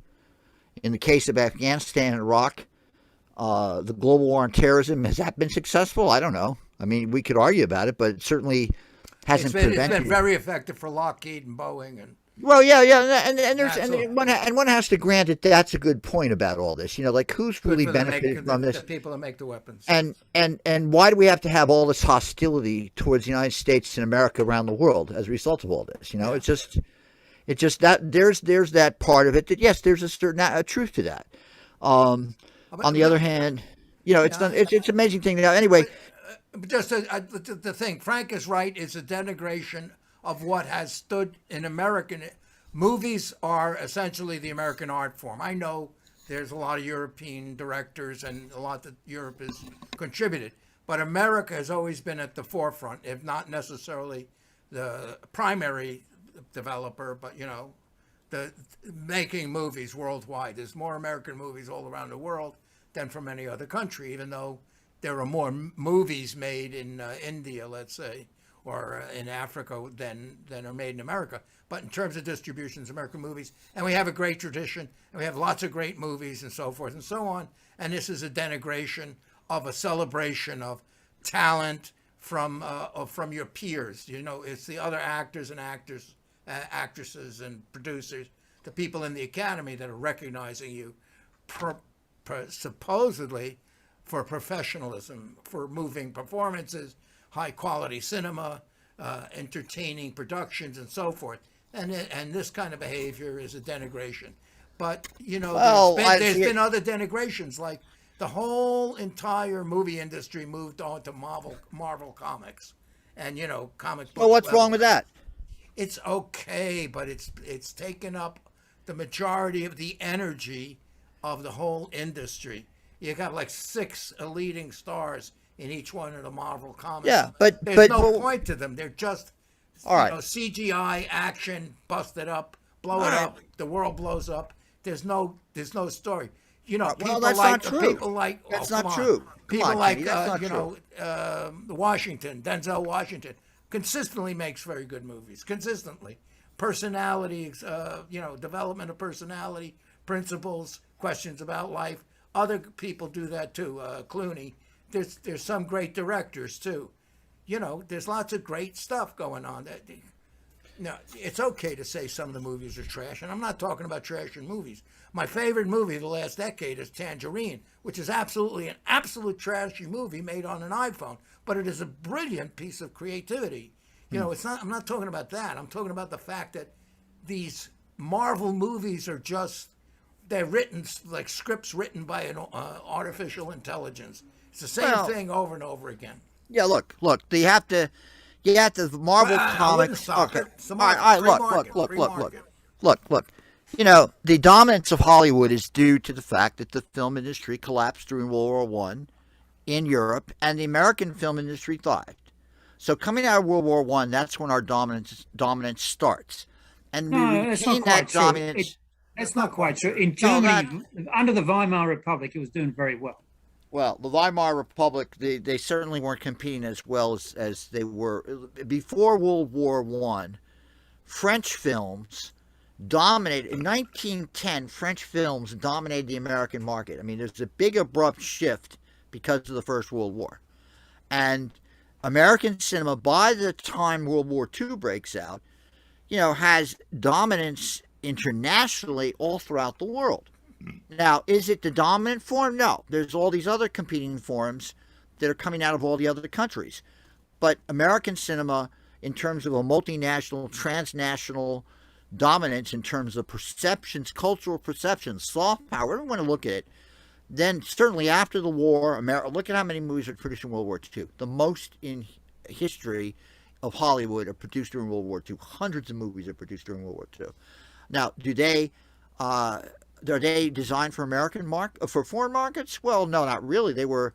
You could really say that they were, sophisticated feature films that were basically propaganda films to maintain the cohesion of the domestic front in the United States and the allies around the world, and they were controlled by censors. So that's what happens in World War II. And then after World War II, we still have the dominance of Hollywood, but we have the collapse of the theater industry. The film industry, in terms of theaters, starts to collapse after about 1948, 49 is when it starts to collapse, and just keeps on collapsing. Now we're confronted with a different situation. Now Marvel, let's look at how that happens. Do you have, I didn't like the Batman TV series in the 60s. I thought it stunk. I didn't watch it at all. But that's when you start to have the intervention of cartoons and comic books, the Superman TV series. But then you have these blockbusters. Marvel comic books is sort of an interesting outcome of the reaction to DC Comics in terms of, certainly millennials and baby boomers, in terms of that, how their consciousness was affected. Because Marvel Comics was sort of the rebel kind of comic books. I mean, it's sort of interesting. You get queer theorists who look on Marvel comic books and the films as essentially defending gay rights. That's sort of interesting. And I've seen really intelligent arguments made that the mutants in those kind of films are basically covers for gay people, for queer people. I mean, we can disagree with that, but why are they so popular? Now, in terms of now, the biggest market is China. I mean, both myself and Frank are well aware of the U.S. market has been dwarfed by China, and the films they're making are propaganda films. They're essentially Saving Private Ryan films based on either the Korean War or the film that they did on the film that was the bestseller 2 years ago was on Resisting the Japanese. And they did two films in a row. They're bestsellers. They made almost $1 billion basically fighting America and Korea. Those are the films in the Chinese market, and that's the biggest market of films in the world right now. So, the market's changed, and I don't agree with you on Marvel comic books. I mean, I watch those films. Well, wait a minute. You also got to understand that the Chinese are blocking. Like Shang-Chi didn't get over there, which Shang-Chi was made deliberately for the Chinese market. It was Disney got reamed by China for not allowing it, because it didn't allow Shang-Chi and all the rest of them over into the Chinese market. That's a Xi Jinping decision. Propaganda is it's a power of paramount importance from their perspective. We're just interested in making money, which is okay. But whatever we were trying to do now has to readjust to a new kind of reality that what we want to do, and we want to project somewhat that the United States is still a good place. They want to have nothing to do with that. You've got to write something that is so adenine, is that the right word? And so devoid of any democracy versus autocracy or any of that crap. It's got to be like something from out of this world attacking, and we're all together, attacking the world. We're all, coalescing together. We're all good guys together, shoulder to shoulder against this thing, which is impossible. So it's tough on scriptwriters to continue to churn this stuff out. And then at the end of the day, it still gets rejected by China. So we've got to, what do we do next? And here we've gone to a different tack where we're instead honoring films that nobody wants to see. Not just the Chinese, but nobody wants to see at all. I mean, nobody goes to the theater, nobody goes to see these things. I don't get it. Don't quite understand it. We cannot talk about, you were correct in saying that during World War II, they were essentially propaganda films. But after that, there was still the idea that there was something really essentially or quintessentially American that was good. And that sold in the rest of the world. It really did. I mean, they got it. But that apparently is now anathema. Can't do that anymore either, because it doesn't make money in China. And it's also somehow connected with, I guess, white supremacists or something. Yeah, I mean, you know, I think of that movie by Elia Kazan called Coming to America, which is a story about, you know, come here with some hope, work hard, succeed. You know, maybe there's a tragedy, but there's a victory too. So in that sense, you're right. There were movies that came out, even if it was critical of some of the aspects of the activities in America, it applauded or recognized the basic principles of America, you know, of the right of an individual to succeed as an individual and not to be, you know, destroyed by the system. Oh, you must have a very interesting analysis of these Chinese movies. I haven't heard of them, but you're saying that they're all geared towards an ideological principle, and they're opposed to other ideological principles. They're very precisely designed. Oh, yeah, yes. Well, clearly, you know, our scriptwriters can't cater to that post-World War II image of America anymore. Otherwise, the censors over there won't let it through. So, you know, we have to do something, you know, about pandas or I mean, it is laughable, but, you know, making the money is the bottom line, like it or not, you know? And so as much as give me an example of one of these Chinese movies that was a big success, but was really pushing an ideological preference. Well, that's the one that Jim was talking about. The two of them. You know, they're killing Americans left and right. It's like it's going out of style in the chosen battles around there in 50 and into 51 in the Korean War, and they've done another one that's made, I think, the last time I looked, about 500 million. Essentially, you're encouraged to go see it. That's the other beauty of a communist party. They can. We didn't talk about that, by the way. We didn't talk about the COVID disaster that's going on in China. It is a disaster. It's about to really cream them badly. But one of the reasons why certain of their films weren't doing too well is because of COVID lockdowns. But this one was doing great there. And we've got it. The sad, you know, it is a sad thing that they've got us by the short and curlies. Because if Shang-Chi can't make it, what can? Now, they've allowed Fast and Furious. Fast and Furious, I mean, that's what's the, you know, what's the redeeming thing about Fast and Furious? Well, it's driving a car. You're driving cars from A to B, presumably, and you got to do it quickly. And they bang into each other and stuff like that on the way.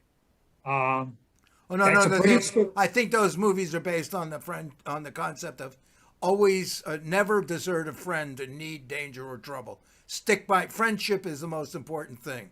So you got, is that what it's about? I don't know. I've never seen them. You got two macho guys, you know, and they support each other. All right, well, you're more clued into it than I am, but that's done great. I mean, that's Black American actors. They love it. Buddy partnerships. Yeah, buddy. Yeah, they do. That's done. Doesn't matter when it comes out. They love it, and it makes a huge amount of money. Yeah, and that's good. But, you know, there's also a little bit of manipulation such that this is what we want you to do well in because you want our market. That will do well. So you can continue to make that. But if you don't continue to make that and you make something that's somehow, you know, bolsters the idea that... Would they ban something like Brokeback Mountain? Would they ban something that... Oh, yeah. Oh, yeah, well, they don't like that. I mean, because that's all sissy boy stuff. You know, Xi Jinping doesn't like that. But yeah, you're right. Or they would probably ban the woman who fought for the you know, the pollution in her neighborhood in Love Canal. Julie Roberts. Forget the name of the character. I don't know about that. I don't know. But in other words, they would ban movies that talked about individual activism. You know. No, well, that's interesting. I don't know if they do that. That's an interesting question. One thing that they did. Well, go on, Frank. One thing that they did promote was a film by Breckenridge, I think. Yeah, Go ahead. No, Samuel yeah, it could have been that. I don't know, Samuel Jackson, about how they beat they were being persecuted by the white system. Okay. Yeah. Yeah, they liked that. They brought they encouraged. They made no money here, but I think it made money over there, which is also. That's Django, I believe. Yes. Yeah.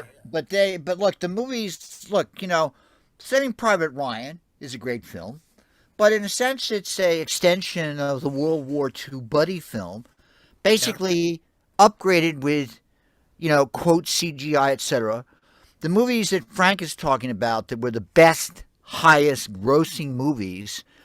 There was one that was on a incident in 1937. It was during the pandemic. I think it made almost 800 to 900 million. What's the name? About a unit that was encircled in Shanghai, and basically they fought and they were annihilated. And the other movie they made was about a anti-aircraft unit defending a river crossing during the Korean War against American jets.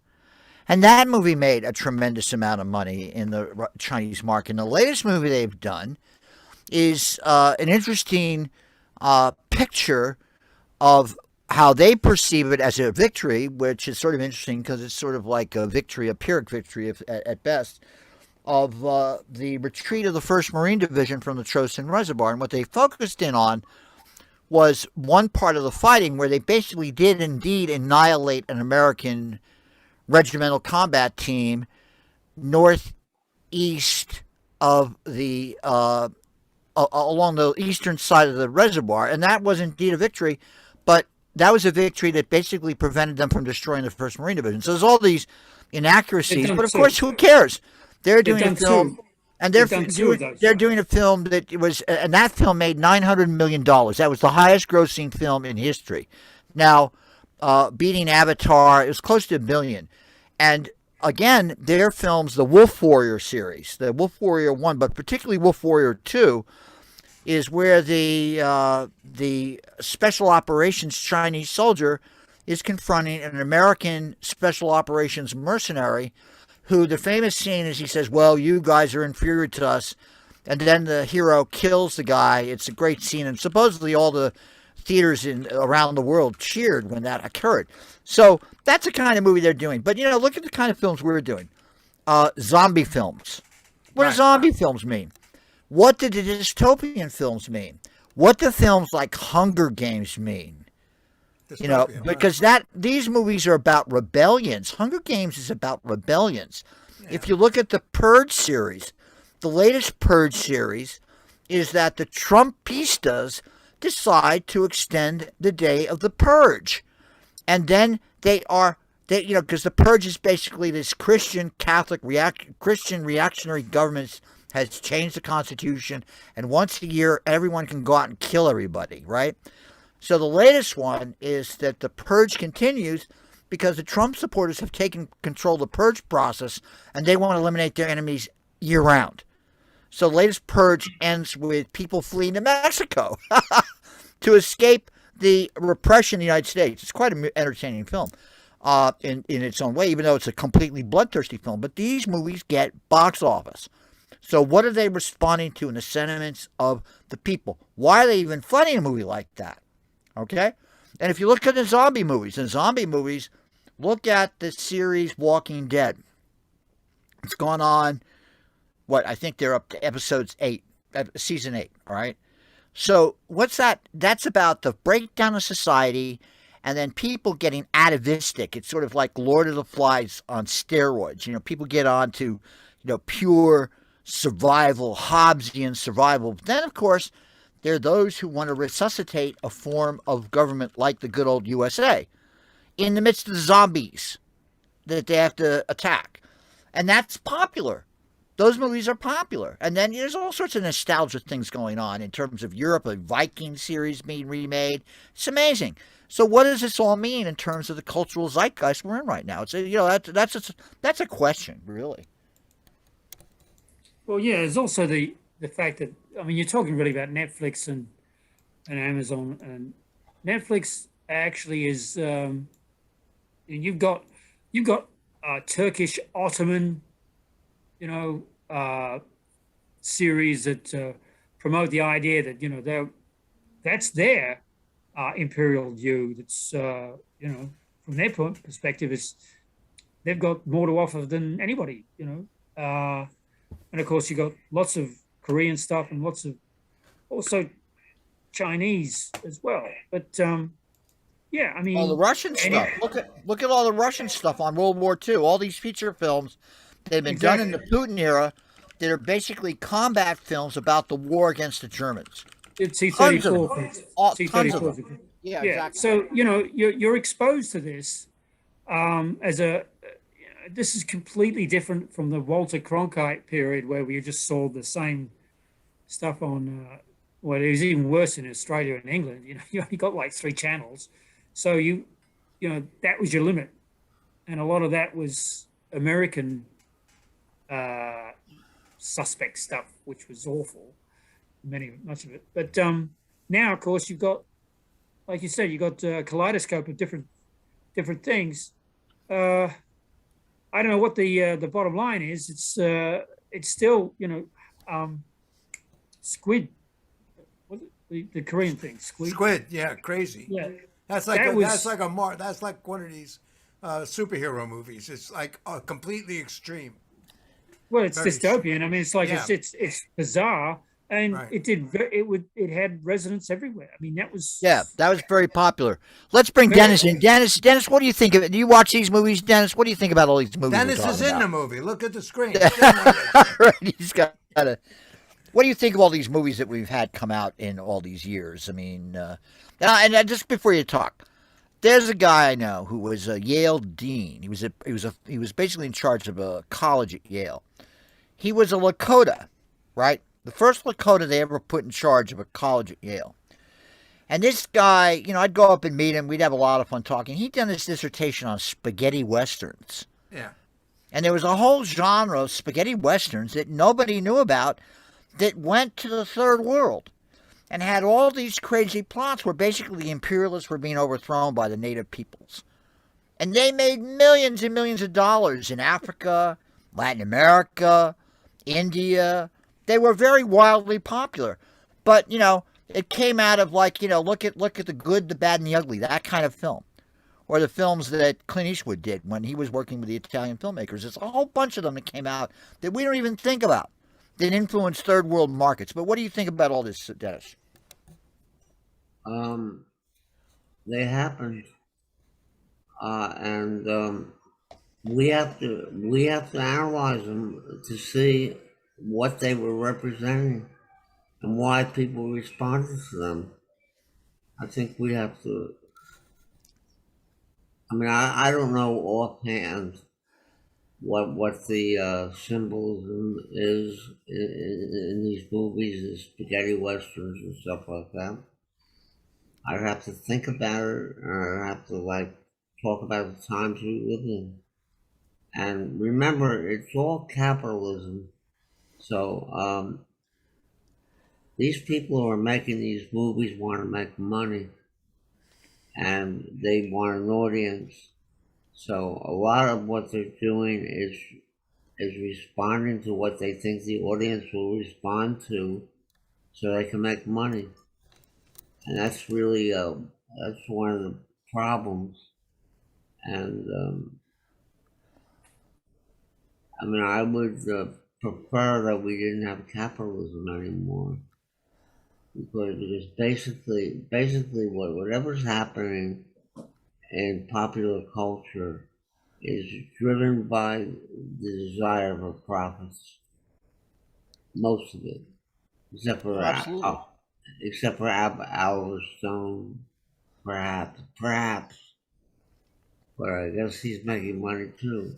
So I just think that they're doing what they're doing to make money. Then I have to think in terms of what their symbols are to grab an audience, and whether it actually represents reality. And I'll leave it at that. Yeah, it represents reality. What's that? Talking about representing reality, what's that behind you, Frank? Charles XII? It's Eugene of Savoy. Oh, Eugene of Savoy. Okay. Prince Eugene. I don't know why I picked him. I just did it. Good old It's a Eugene. cool All right. It's a good picture. All right. Well, Kenny, do you have anything else you want to add to our little commentary tonight, or shall we call it a day? You need to unmute, Kenny.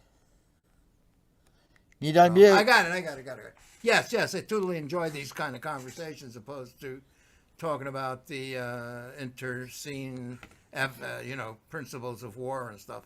But, because, like most average citizens, you can always talk about food or the movies, because everybody, watches entertainment and everybody eats. And, sometimes you can talk about the opposite sex. There's some interest in that too. Or some sex. Excuse me. It's inappropriate to say the opposite sex. That's kind of a prejudicial statement, isn't it? So, talking about sex, food, or the movies is always interesting and entertaining. So I enjoy it very much.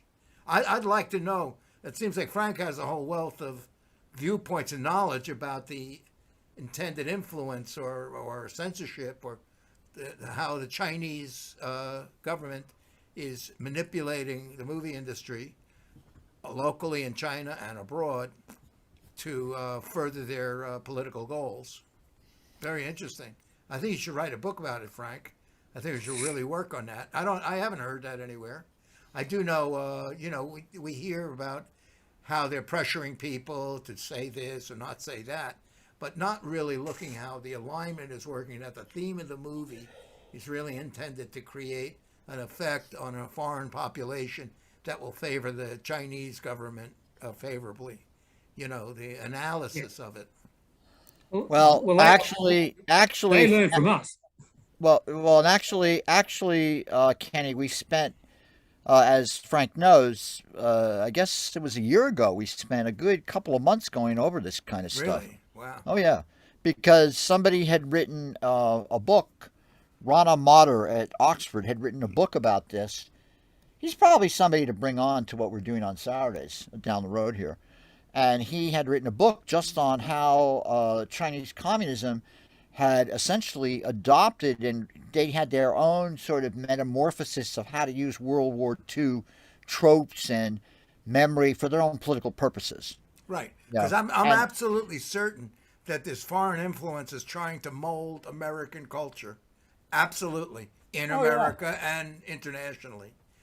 Particular activities, targeted plans to alter American societies, to move it in certain ways that are considered to be an advantage to foreign influences.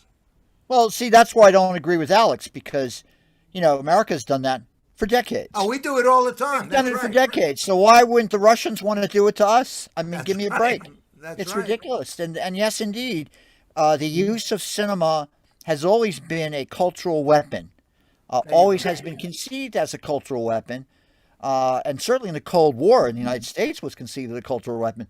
The most amusing story is that when, who directed War and Peace in the 1950s? I think it was... Dino De Laurentiis? It was King Vidor. King Vidor directed War and Peace, I think, in the 1950s. It was someone like that, of that stature. You could check. You could Google check me as we're doing this. But the Russians got pissed off at that. They said, my God, even if you had Henry Fonda playing the main male protagonist, Audrey Hepburn, you could check who was the director. I think it was King Vidor.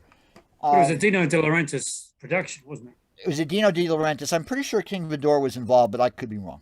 But anyway, so how they react? They said, okay, you guys have attempted to do a film about our great cultural novel.